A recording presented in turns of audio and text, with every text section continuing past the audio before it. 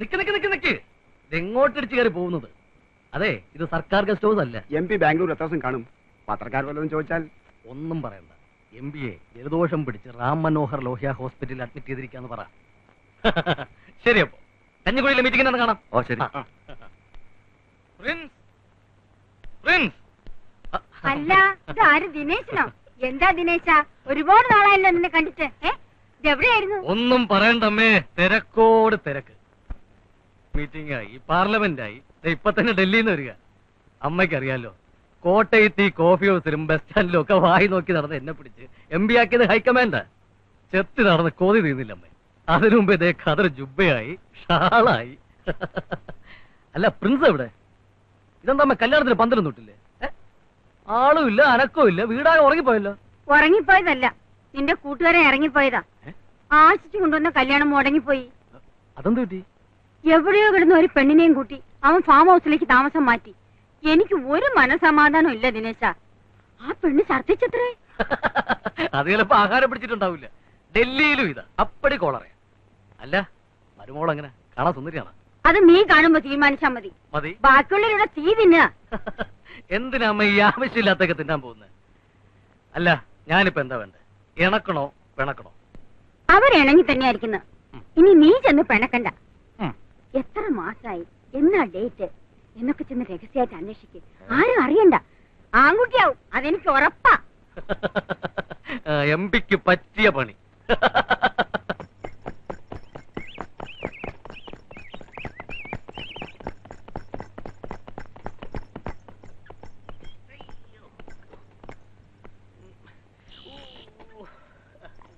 ഇനി പട്ടാമ്പിക്കില്ല.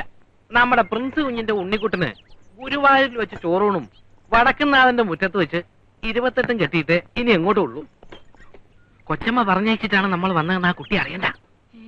തോണ്ടിരിക്കുന്നു.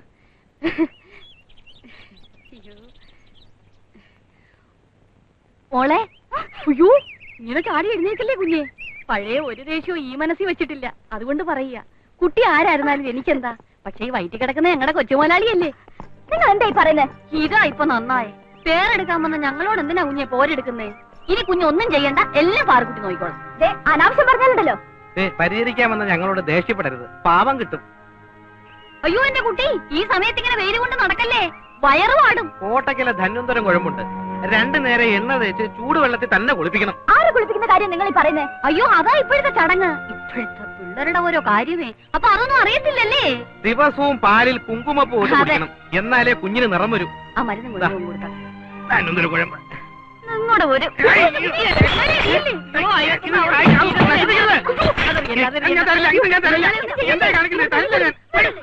കുഞ്ഞെ പണ്ടേ കാത് കെട്ടൂടാ കുഞ്ഞെ. അയ്യോ, ഈ പെങ്കൊച്ചി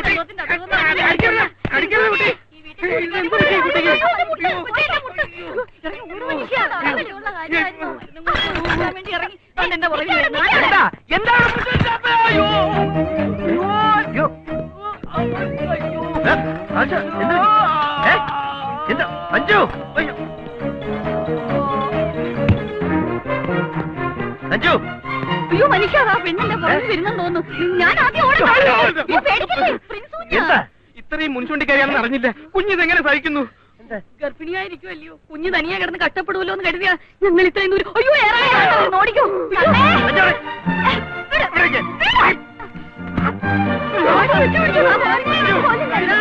എന്ത് പാവം ഞങ്ങൾ ചെയ്തോ?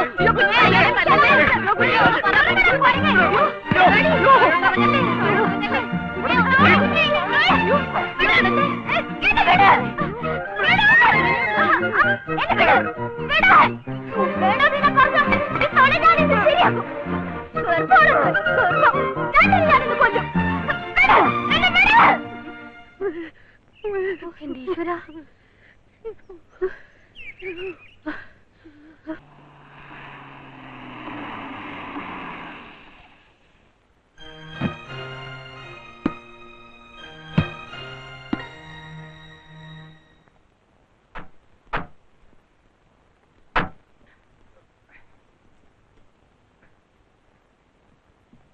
ഈ തോട്ടം നോക്കാൻ ഞാൻ വേണം, മോട്ടോർ സൈക്കിളും കാറും നന്നാക്കാൻ ഞാൻ വേണം, പാചകം ചെയ്യാൻ ഞാൻ വേണം.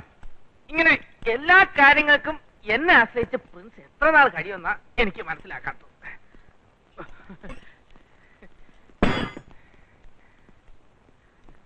ബാല, ഇവന്റെ പേരെന്താണെന്നാ പറഞ്ഞത്? വെട്ടിക്കൽ സദാശിവൻ. വെട്ടിക്കൽ എന്നുള്ള എന്റെ വീട്ടുപേരാ. പ്രിൻസിന്റെ ആരായിട്ട് വരും താൻ? പറഞ്ഞു വരുമ്പോ പ്രിൻസ് എന്റെ ഒരു കൂട്ടുകാരനായിട്ട് വരും. പ്രിൻസ് ആപത്തിച്ചിന് ചാടുമ്പോ സഹായിക്കാൻ കൂട്ടുകാരനായിട്ട് ഞാൻ മാത്രമേ ഉള്ളൂ. എന്റെ മോന് താൻ ചെയ്തു കൊടുത്ത സഹായങ്ങൾക്ക് നന്ദി. താങ്ക് യു പ്രിൻസിന്റെ അച്ഛാ. വന്നു തമാശ അച്ഛനോടായോടാ? വിടേട്ടാ, കാണുമ്പോ എന്നെ തല്ലിക്കൊള്ളാൻ നേരത്തോളം നേർന്നിട്ടുണ്ടോ? എവിടെയാവളോനും? പ്രിൻസ് ഇവിടെ ഇല്ല. എവിടെയോ? ചേട്ടാ, ഒരു കാര്യം മറക്കരുത്, ഞാൻ ചേട്ടന്റെ അനിയന്റെ കൂട്ടുകാരനാണ്, അല്ല കൂട്ടുകാരന്റെ അനിയനല്ല. മോളെ അഞ്ജു, മോളെ അഞ്ജു. എന്താ മാമ, എന്താ കാര്യം? കൊച്ചമ്മ അത് പറഞ്ഞപ്പോ എന്റെ കണ്ണ് നിറഞ്ഞു. എവിടെ വിടറ, നീയൊക്കെ കൂടി ആ പാവം കുട്ടിയെ എവിടെയായിട്ട് എങ്ങനെ? മോളെ അഞ്ജൂട്ടി, അയ്യോ ആരാച്ചാര് വന്നു കാണുമല്ലോ. എങ്ങോട്ട് പോവുക? വിടൂല. സ്വന്തം അച്ഛനെ തൂക്കിക്കൊല്ലാൻ പോണന്റെ വിഷമം നിനക്കറിയോ? നീ എങ്ങനെ അറിയാനാ? നിനക്ക് അച്ഛനില്ലല്ലോ. എടാ തന്തയില്ലാത്തവനെ, എന്നെ വിടറാ. ഞാൻ ആ കുട്ടിയെ പോയി പറഞ്ഞു വിട്ടെ. ആ കുട്ടി അവസാനമായിട്ട് അതിന്റെ അച്ഛൻ ഒരു നോക്ക് കണ്ടോട്ടടാ. തന്റെ തിരുവായ നടക്ക്. ഞങ്ങൾക്ക് ഈ വിവരമൊക്കെ അറിയാവുന്നുള്ളത് ആ കുട്ടിക്ക് അറിയില്ല. വെറുതെ ഓരോന്ന് പറഞ്ഞ് കുഴപ്പിക്കല്ലേ. അയ്യോ അതിനറിയില്ലേ? എന്റെ മോളെ അഞ്ജു.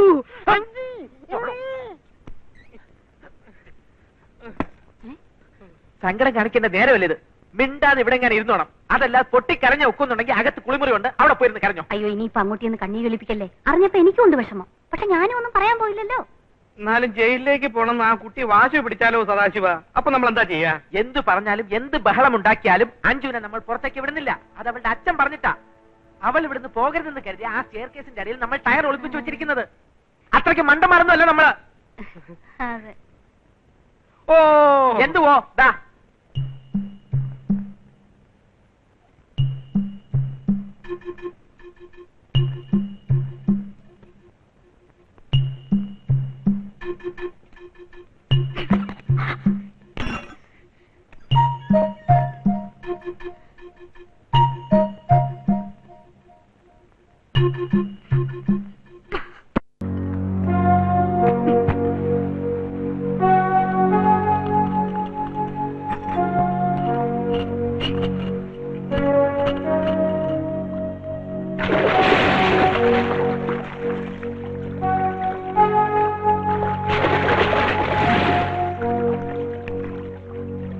അത്ഭുതങ്ങൾ നടത്താൻ നമ്മൾ ഈശ്വരന്മാരൊന്നുമല്ലല്ലോ.